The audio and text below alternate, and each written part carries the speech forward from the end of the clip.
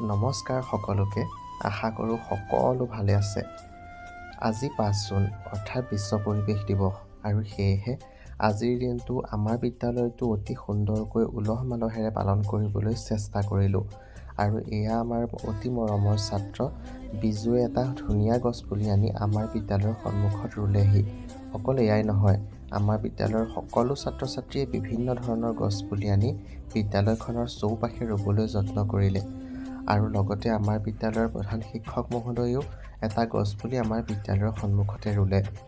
আৰু যিহেতু আমি সকলো কাৰ্যসূচী কৰাৰ পাছত এখনকৈ ফটো ওপৰ মহলালৈ পঠিয়াব লাগে, সেয়েহে ফটো এখন উঠিবলৈ যো-জা কৰিলোঁ।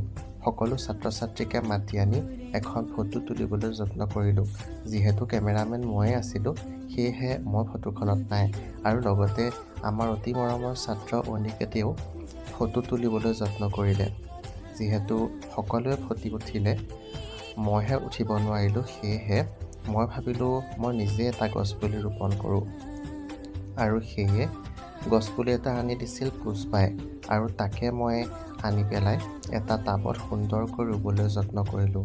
আৰু লগতে চিৰিয়াক ক'লোঁ যে তই মোবাইলটো ভিডিঅ' কৰ, এটা মই ধুনীয়া পষ্ট দিম। আৰু যি কি নহওক, আজিৰ দিনটো সঁচাকৈ খুব ভাল লাগে। আৰু লগতে গছপুলিটো মই আমাৰ কমন ৰুমতে ৰাখিলোঁ, যাতে মই সুন্দৰকৈ গছপুলিটো লালন পালন কৰিব পাৰোঁ। আৰু শেষত আমি সকলোৱে মিলি প্ৰাৰ্থনা কৰাৰ লগতে পৰিৱেশ দিৱসৰ ওপৰত বক্তব্য ৰাখিলোঁ। আৰু লগতে আমাৰ ৰাণী বাইদেৱে শপত বাক্য পাঠ কৰালে। যি কি নহওক, আজিৰ দিনটো সুন্দৰকৈ পাৰ হ'ল। আপোনালোকৰ বাৰু আজিৰ দিনটো কেনেদৰে পাৰ হ'ল কমেণ্ট বক্সত জনাবচোন। আৰু এটা কথা ক'বলৈ আপোনালোকক পাহৰিলোৱেই। মই যেতিয়া মোবাইলটো উলিয়াই লওঁ আৰু সিহঁতক ভিডিঅ' কৰোঁ, তেতিয়া সিহঁতে খুব ভাল পায়। শেষত আমাৰ সৰু সৰু পক্ষীবোৰ ঘৰমুৱা হ'ল। আৰু লগতে আমিও ইখোজ দুখোজকৈ আগবাঢ়িলোঁ।